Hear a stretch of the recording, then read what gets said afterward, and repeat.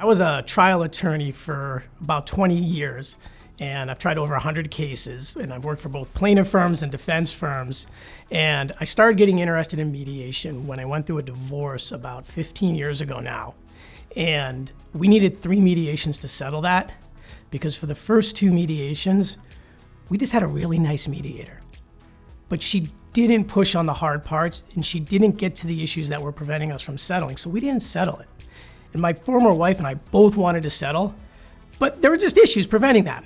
So we fight for a year, we spend a lot of money, unknown tons of emotion. Our kids probably got drawn into more stuff they didn't need to. And then we do a 3rd mediation, and we bring somebody new in. And she starts hitting on the hard issues. And I am mad. And I will tell every attorney out there, it is a lot easier to give the advice than to follow it. But as I'm fuming, I realize if I don't deal with these issues, the judge is going to consider every one of them. And my former wife had the same problem in her room, and a couple hours later we had that case settled.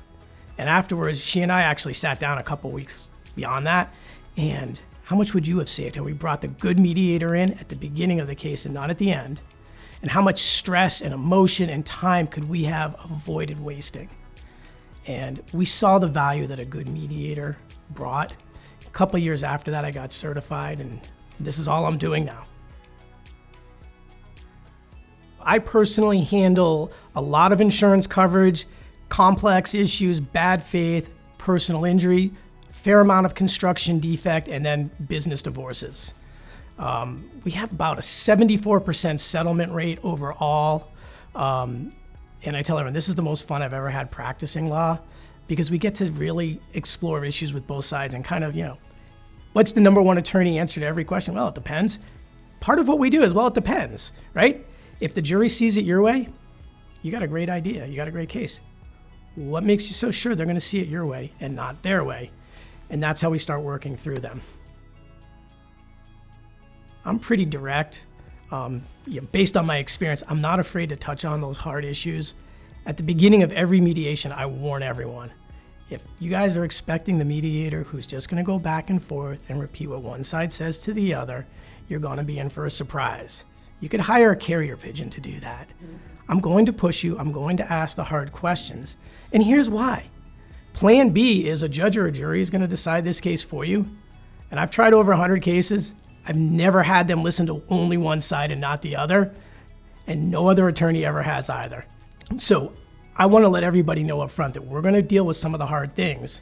But if you're willing to put the time and effort into it, the more we put in, the more we're going to get out. And then everybody makes a really informed decision about what's in their best interest. So I've spoken to some of my clients because I'm always curious about that. The number one answer I've gotten is, I'm not afraid to tell difficult people what they need to hear, and I'm fairly effective at pushing difficult people to at least consider the issues and then maybe move off of their positions. And those difficult people can often be the other side, but most attorneys will admit a lot of times it's their own client who needs that help. And perhaps the nicest thing somebody said is, I'll say the right thing to their clients, and I'll say it in the right way. Oh my gosh, my wife and I love to travel. My second wife, love to travel. And I always want to do something or I haven't done before, or see something I haven't seen before. And we always call it, we're off to our next adventure.